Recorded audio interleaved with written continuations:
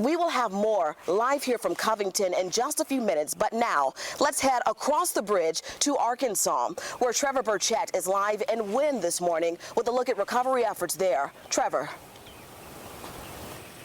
Yvonne, it was a year ago this weekend that Wynne changed forever. Dozens of homes and businesses were completely destroyed.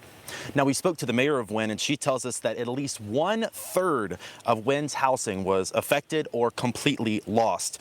To date, nearly $5 million has been spent by the city to rebuild, and the mayor estimates the total amount of damage to the city could easily cross the $160 million line. Now, one of those buildings that was completely destroyed was Wynne High School, the town's only high school. But something that couldn't be destroyed by that EF3 tornado was the spirit of the town of Wynne, the city with a smile, as they say. In fact, some say that spirit is stronger than ever. It was 4:30 p.m. on March 31st, 2023, when a tornado first touched down in western Cross County, Arkansas. That tornado quickly intensified and roared toward a town of 8,000 people. Wynne, Arkansas, you have got to be in your tornado safe place this second. The EF3 tornado hit Wynne with winds as high as 150 miles an hour. 4 people were killed and dozens were hurt. The tornado destroyed homes, businesses, and the town's only high school, Wynne High.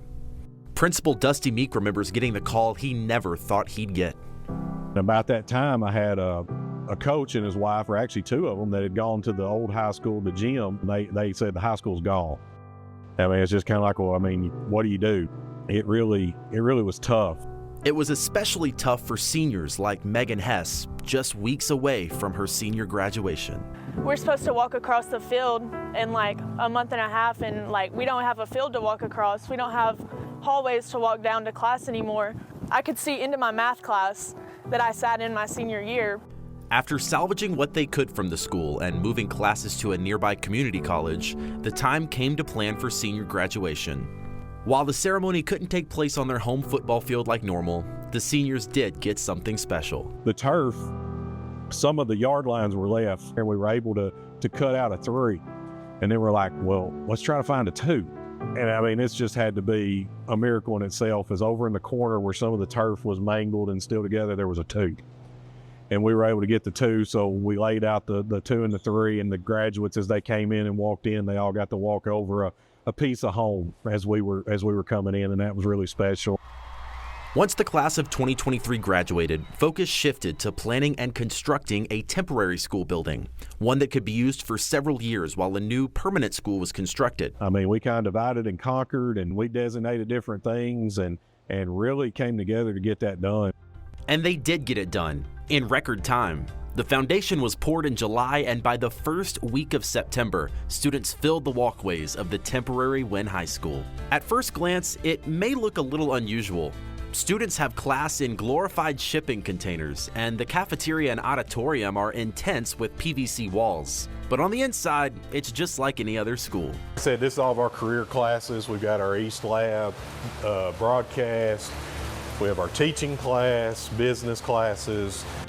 A few buildings over, you'll find the gymnasium, complete with that Wynne Yellow Jacket at center court. Principal Meek said they're adding small touches to make this feel more like home. Of course, when they put the awnings over and they've added the lights in the evening, and you kind of get a hallway feel as you come through. Planning is well underway for the new permanent Wynne High School, expected to be completed by 2026. For now, the school site is an empty field, still full of memories. It's like, man, I'm grateful for these 4 years that I did have here. Like, I'm grateful that I got to be a part of it. Hopefully this fall we'll be able to break ground on the new school, and then from there it's an 18 to 24 month project. Right now we're focusing on the now and worried about what we got to do here to get these kids graduated, ready to be successful. Now, as you heard, it's going to be a few more years before the school building is officially open and ready to accept students. But this morning we are standing in something that has already been rebuilt. That is the Wynne Yellow Jacket football stadium. New turf is down, new lighting, new stands, and it's just a sign of how this community is continuing to move forward. I want to send things back to meteorologist Corey Smith. He's in the studio this morning with the paths that those storms took.